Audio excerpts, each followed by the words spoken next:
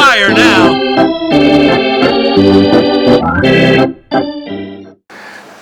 All right, everybody. It's week two. Week two's over for the Baseball Stats Nerds podcast. And went interesting. Yeah. Went interesting. Yeah. Like, I don't know about you, but I did not imagine that I was going to take that win. I beat Rose last week. That was interesting. I beat Rose, and you beat Shane last week. Yes, because he doesn't care about his team. He just lets it go. Yeah, I noticed that. He actually said that to you? Yeah, he said he just lets it go. He did not say that he wanted... Well, he said he has interest, but not enough interest to pay attention every single week or every day, which makes sense because it's a lot. I mean, it is. It's just from the stuff that we talked about, the different stats and the different things that go into it. Everyday monitoring can be a little difficult. So you won your match. I won mine. I won by just over 126 points. You won by 220, which blew them out. I was supposed to lose that, too. Yeah, you were. I don't remember the prediction. I think it was like 100 points the other direction, and you took it the other way. Yeah, I think so. And then the kid got beat by Eth, but not by much. Not that much. He had that one day where he didn't do well. He just had a lot of points on the bench. It's like... I think he lost... Where is it? Yeah, he had a 93-point bench day. And that was my mistake because I've been monitoring it because he doesn't have the time or internet access to be able to monitor it, and I missed a day. Okay. Well, I mean, he's doing a lot better this week, and he's not having as many benched issues. So, kudos to you managing two teams. Yeah. If either one wins it all, I win. So. Okay. If either one wins, you win. Yeah. All right. Whatever. Okay. So then Blue, right? Corey, he won by 13 points. He should not have won by 13 points. No. I mean, if you look at Mirith's team, right? So Mirith had a 36, a 41, and a 30 bench day back to back. And he had a 28, a 15, and a 31. So if Mirith had moved her bench on Saturday, he would have, he would have lost that match. Yeah. So that's just crazy. And then you saw the highs and lows I put in here, right, for day by day. What I found interesting, besides Shane, him and his... He doesn't count. Him and his not he caring. Doesn't count. The next lowest person for average point was actually Corey and Rose at 140 points on the high end. The next lowest person was actually Ethan with 21 points.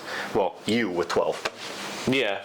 Because I paid attention, very, very close attention, and tried to monitor it per matchup, not just per week. Was that the day that you had that one pitcher that lost you a bunch of points? No, that's this week. That was this week. This week. So that was not last week's. No. All right. That was actually because we record a week ahead, or a week behind. I think it's considered a week behind. That was yesterday, technically, at time of recording. Yes. Yeah. Okay. That makes sense. And then, so when we look at that, no, I don't want accessibility stats. I want to go back to the main stats. So, looking at just everybody so far, we have everyone in the analog era. The first division is 1-1. Ethan's running away with it with a 2-1. Corey's 1-1. Mirith's 1-1. Chris is 1-1. Yep. Everybody's basically 1-1. Mm-hmm. Or actually, I think someone had lost to. Yeah, no. Mirith actually was. Mirith's 0-2 right now. Yeah, Mirith's 0-2. Ethan's 2-0. Everyone else is 1-1. Yeah. It looks like this week that's going to change. Looks like everyone is going to kind of flip-flop a little bit. And everyone's going to be kind of 2-1 the whole way down. Well, no. No, Ethan not necessarily. Because people are going to be 1-2 also. That's true. As well. That is true. And when you look at predictions, when we're looking at overalls and then variable predictions right now that are going into all of it, you're slotted to still win 14 games. I'm slotted to win 13. Well, with the way this week that it went last week, I highly doubt that it's going to be at 14. You think so? What do you think it's going to be? I think I'm going to be 12. 12 wins. Do you think you're going to lose 2 more on top of that? Yes. Okay. All right. Because we also have pitchers out on Tommy John. Yeah, there's 9. Basically all over the place right now. 9 pitchers. Right. And those 9 are a guaranteed rostered by us. I took one. I'm taking one out if he gets it. Because I had to drop one because one was Tommy John. So I had to drop one. I forget who I dropped, but I had to drop someone. You did a lot of movement this week. That's going into the end of week 3. So I'm wondering how it's going to look when I run predictions. Today's Sunday, so time of predictions would be tomorrow. So we're running those before the first games go. We'll see how that Tomorrow, looks. 9 a.m. will be when we're going to have to run them, because if we run them any time afterwards, it's going to be skewed. It definitely is going to be. But I still find it interesting with everyone's current blended stats, just how everyone's lining up. I find it interesting, though, that I am 4th for points allowed, you're 1st for points allowed. Where you're sitting at this week, we'll see what happens. But I am most points fielded with a 1-1 rating. Ethan is 8th with 953 points. No, Shane is 8th. Sorry, not Ethan. Shane. Shane will probably not win anymore if he wins at all. Because he, like I said, he just lets it do its thing. Yeah. Even though I've told him he needs to look, at least look to see who is there. What his roster's going to be doing. Even if he doesn't move anybody, at least he needs to know. Yeah, that's just, for me, that would bother me, knowing that I have the ability to earn all these points. And I'm not earning them, they're just sitting on my bench. Well, we also have it set up by day, not by week, because football's easier, which he does a lot of fantasy football, and football's a lot easier to pay attention to because it's a per week thing. Yeah. Because they only do 1 game ish per week. Yeah, there's 16 teams. Luckily, Is there 16 teams? there's more than that. It's 5 per division. So there's 30 teams. There's 20 teams. Yes. There's the NFC East, the NFC West, there's AFC There's North, West AFC Central South. East, West Central East. Is there? So there's Okay. 30 teams in the NFL. Yeah. So and they only play 16 weeks, and you only get to change them.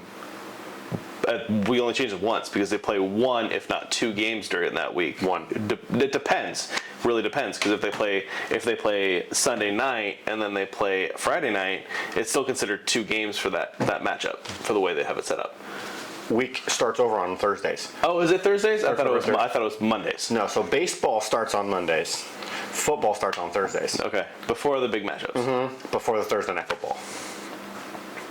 Okay. So, and then there's baseball's 26 weeks, 23 for our fantasy league, and 162 games spread across all 26 weeks. So we get a lot less of those for just the fantasy season. It'll be interesting to see what records look like and everything the closer we get into the end of the season. Yeah. To get a raw count. The one thing that I definitely enjoy that I as you can tell, I'm tracking all these random miscellaneous stats that other people call miscellaneous. But when you're like looking at average day, high and low, I'm gonna start building out trends to see who's got good trends, who's got bad trends for just averages each week. The thing that I'm interested the most in is the accuracy of every manager managing the team. Automatically going to know that Shane's going to be low. He's at a 66.5% accuracy. Who is? Shane. Yeah. I'm not managing his roster. It's going to be less. It's going to be a lot less. Yes. When you look at total accuracy for literally everybody over the last several weeks, I think the person with the most accuracy is actually the kid at 84%. You mean me at 84%? I mean, it's his team, so we're giving him the credit for the points, okay? But he's at 84%, and then right behind that is Shane at 77.5, me at 76.3, or 76.8. After that is actually Meredith at 74.7, or 75.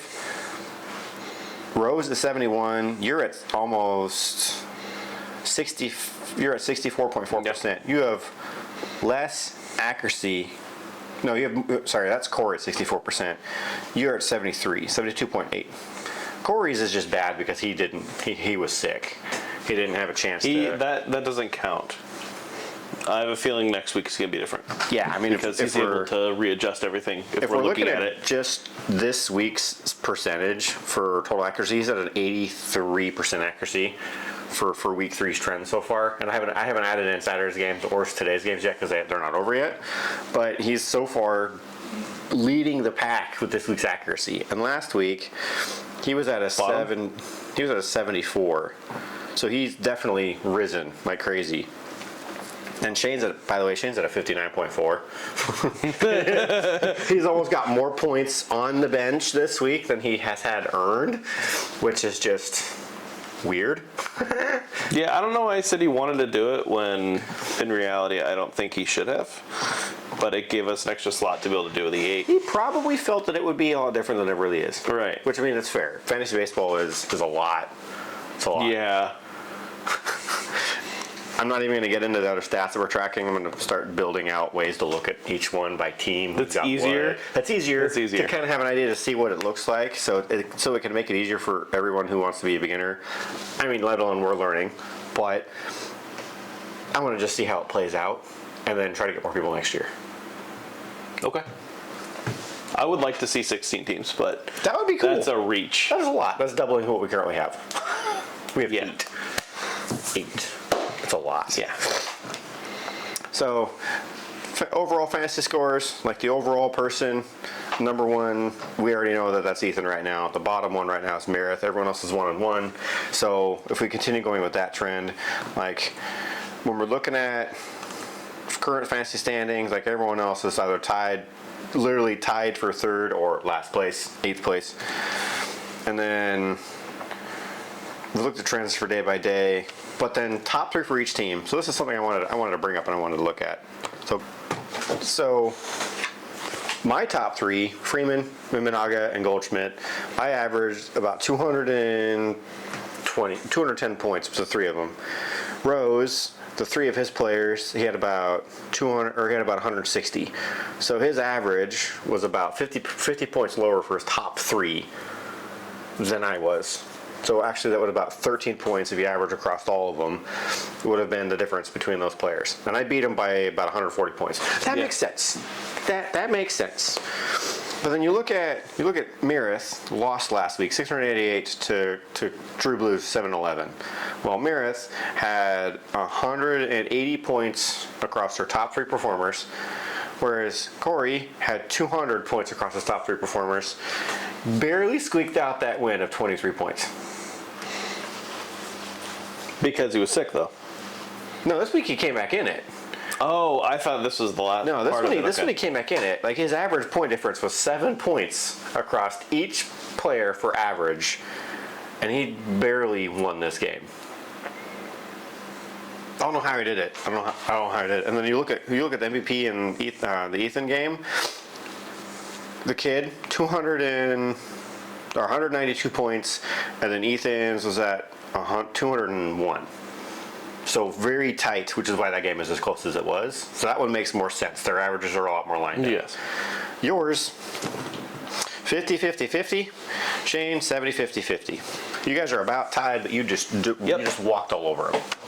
Yeah, but I also had different performers also that did more. Yeah, I think he had just a couple pitchers that if he had moved them off his bench, he would have had a completely different result, but by leaving him on the bench, he got massacred with that.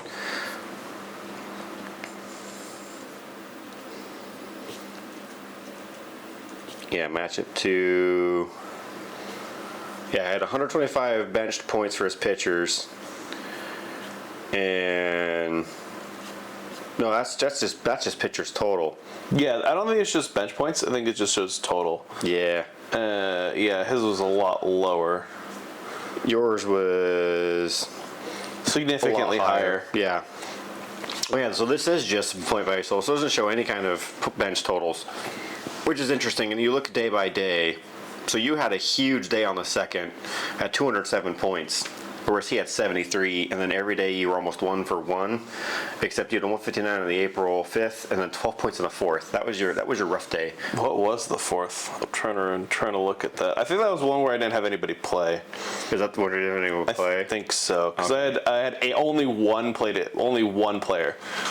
I had one player on the 4th. One.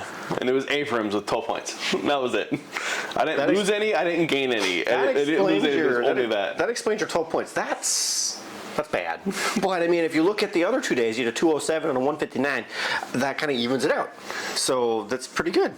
Then you look at the other matchups. They're almost even with each other. The lowest match for Ethan and the kid was April 7th, the final day last week, a 48 and a 28. And then the other day on top of that was a 51 and a 21 on the 4th. Every other game was almost double the points for values. Then we look at Corey and Mirith. There's no real drops.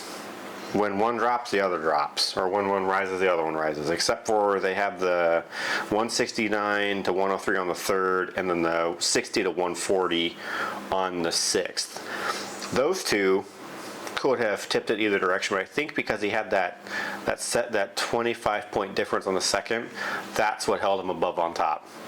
Because that was the biggest gap that he had that day. Then me and Rose, I walked all over Rose on the 5th at a 174 with his 92, but he had a 140 out of his. I had a 62 on the 3rd, so that was pretty flip-flop back and forth. It's just the difference over the week that I was able to hold on to that one. How do you think, with the current trends, let me write down your end of season predictions. Like, it's week 3. I want to know your end of season predictions after week 3. After week 3, end of season, I would say still too early to tell. You think too early to tell? Until he gets about halfway. There's no trend really yet. Leave your thoughts and comments down below on who you think is going to take it all as we get closer into the season, because I'll leave some stats here for everybody to kind of get an idea what this looks like, break it down, but I don't know. Originally it said that Chris is going to get 4th. Now he's currently in 1st. Well, Ethan's in 1st, Chris is in 2nd, you're in 3rd. You were originally supposed to be in 6th. I'm in 3rd right now because only 2 games have been played. Yeah. But if you look at, so go to the tab I've got where it's like predictions by week. Yeah, there's a little chart that I put there where it shows everyone up and down, like the change. The biggest change, honestly, is that Shane went from 1st to 6th. Corey went from 6th to now 8th. Corey dropped to the very bottom. And then Rose lifted by 1. You've gone to 3rd. You actually went up 4 positions from the first predictions. I mean, I know you did a lot of movement, a lot of really roster shifting to kind of get an idea of like some better positioning for yourself. And you bumped me out of 3rd. You took my 3rd from me. Well, my 2nd. You took my 2nd spot from me. So just kind of interesting stats there. Everyone's change, like the biggest difference as far as positively would have to be the kid. 2,567 point difference in predictions since I first started running these. Yours, you're at 1,840. And then when we look the other direction, the smallest changes, like Rose had a 47 point difference. I'm at a 60 point difference. The forward direction, so I'm actually doing better than I originally thought. You, sir, or Corey, sorry, not you, is at 1,760 negative difference. He's dropped. Right. A lot. He also hasn't released anybody that he should have released. He did say he's going to wait a month. He's going to give it a month? He's going to give it a month. I wouldn't give it a month, but he's going to give it a month. So if he wants to do that, that's on him. It's on him. But he's kind of gambling away the first couple of weeks of the season to kind of get an idea of how everything's going. I mean, if you really look at the manager moves so far, the manager that's made the most moves is Mirith, followed by me and Rose. We both have 7. Mirith has 13. You have 5. And Ethan has 3. Corey has 2, and so does Chris. I only have 5 because I haven't needed to have any more than that yet. Well, I mean, but when I run this next week, you're going to have a lot more transitions than anyone else has. Right. Because I saw you were active like crazy in free agency. Right. just going crazy, man, on those drops and those trades. But hey, if it helps you get closer to kicking everybody's butts, go for it. There's nothing wrong with it. It just says that you are not against trades. No. except when I try to trade stuff, I get told no. Yeah, not happening. I'm not giving you my players. They're my players. If I don't want them, fine, I'll trade them to you. But like, I'm gonna keep them. I am still debating on whether or not I do want to give up. God, who was it that I was looking at probably getting rid of? Seawald. Right. Still sitting on my injured list. Supposed to be back in a week. It'll be a whole week without him when I could bring someone else up, but I don't know. But he most likely is going to return next week. That's the thing. I know. So I'm trying to hold it out to see if he's going to actually return. Because if he doesn't return, then that's just... He's your only IL, isn't it? I only IL. Landers. First day back's Friday. Yeah. Seawald's first day back is supposed to be next Monday. Next, as in the 22nd or 23rd, right? Okay. When he's activated. Not when he's going to be used, when he's activated. So, I don't know if that's actually going to be a thing or not. I don't know if he's actually going to be activated that day. I'm going to pull it up and double check that. Because if I can figure out if he's going to be activated or not around that time, I can guarantee that. Bradish is not ready to return yet. He's not? No, so Verlander should come back this coming Friday against the Nationals. So Seawald threw his first bullpen session today. Yeah. He actually... Yeah. So he threw his first 18 pitches in his first bullpen session since being placed on the injured list in early March. They're going to look at him on Sunday. So they could potentially delay it again, depending on how he looks. Not the greatest, but it is what it is. Now, if I look at Steele, like Justin Steele, he threw 25 pitches today, or yesterday. So he threw 25 pitches, Seawald threw 18, so he's on the road to recovery too, but I don't see an estimated return date for him. Does it say down below in the roster news? Scroll up a little bit. Roster news. It should say right there. It should be the first or the second line. Nothing? Okay. Then he's not ready yet. Nah. No, he's not ready yet. Our top three, our bottom three of the team, we're not going to dig into that yet. It's too early in the season to dig at the bottom performers, I think. I'm going to be at the bottom. 100%. Whatever there. All right. And we're going to, after the All-Star break, so if we're waiting to see the end of season predictions, let's just look at the All-Star break. Okay. And when end of season predictions are going to be. That's probably going to be best. Gauge that. That's going to be best because we still got, so we have 11 more weeks left. Mm-hmm. Yeah. We actually have 12 weeks left. 12 weeks left. We have a good amount of time left until we get to the All-Star game. You sure it's the 9th this year? I believe so. Yep, July 16th. Yeah. So it's, that's where that massive schedule comes in. The 8th to the 21st. It's a 14-day week. It's a 2-week match because of that. Because of the All-Star break. Because the All-Star break takes up 5 or 6 days, technically, of it. Does it? Yeah, because you have your off day, and then you have the home run derby. Home run derby, the All-Star game, the up-and-comers, which is the AAAs that are ready to come up into the Futures game, right? Futures game. And then there's usually 2 days off right afterwards. Oh, okay, that makes sense. Because it allows them to get back in the swing of things. And that is usually when things start changing. So if I pull up...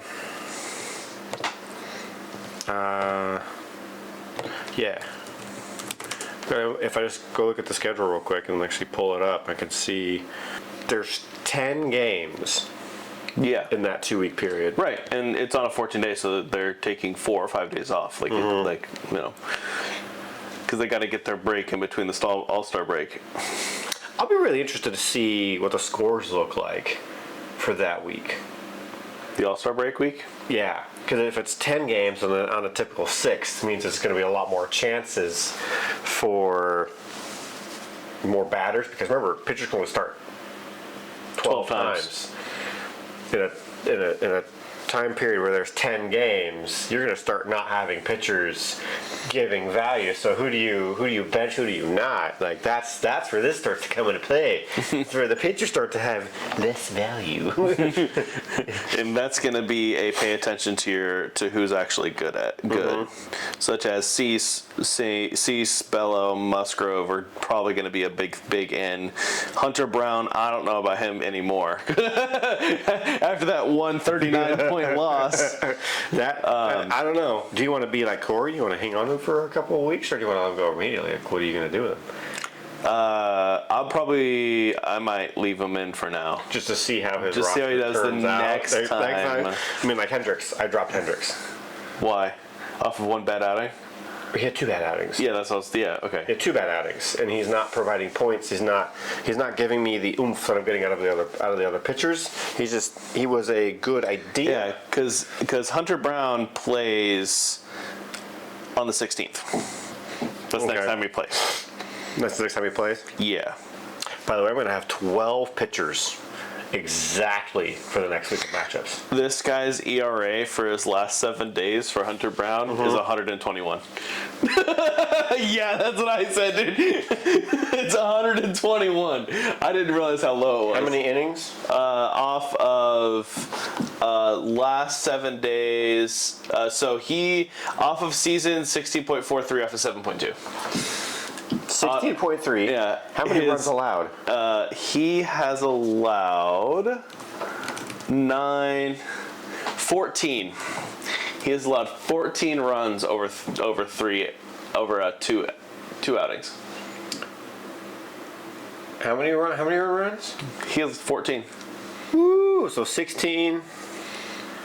So what's the math for that again? I'm trying to remember. I think it's K per 9 is over 9. So I think it's 9 times earned runs divided by innings pitched. Yeah. So he has 14 earned runs divided by 16. I see an ERA of 8. that's over his season. Or no, I have 16.4 is what ESPN's giving me. Over 7.2.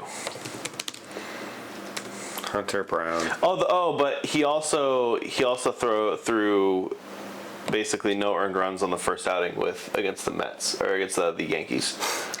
0.2 innings pitched. 0.2 innings pitched. He didn't even Finish the inning. Didn't even finish an inning. And let me pull up his stats. 15 runs allowed. 14 earned runs. Okay. He didn't finish the inning. No. 9 earned runs. So 9 times 9 divided by 0.6. Yeah, you see that? You see it? It's bad. Yikes. Like, if he had at least completed the inning, it would be a lot lower, but he didn't even get out of the inning. Yeah. Yeah, so his overall ERA during that one game is 121. That's just absolutely insane. Yeah, so he has actually had 2 bad outings. Didn't even make it 4. Didn't even make it the full 5 innings that you need to get a quality start. Well, you need 5 innings, less under than 3 earned runs, or 3 or less earned runs. In 6 innings. 6 innings. So he didn't even make it. Oy. Yeah. That's bad. This is bad. Okay. But I like the math. Although when Verlander comes back, he'll be replacing Hunter Brown. I bet he will be. It's Verlander after all. And then if Bradish comes back, he'll be most likely replacing Bello.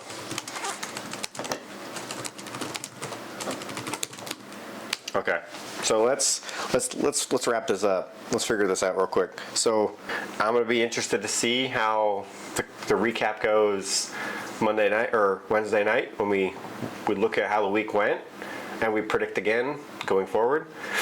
And don't forget to leave comments down below what you think or how you view the season so far on our predictions. I'll drop some stats in the video too at the very end of this, and then Interesting Yeah. conversations next Just week. as a closing thought, as I was watching Hunter Brown get completely messed up, I was like, man, I feel bad whoever has him on there. I'm like, oh, that's me. How's about to reverse Hunter Brown? Oh, That's Hunter me. Brown. Never mind.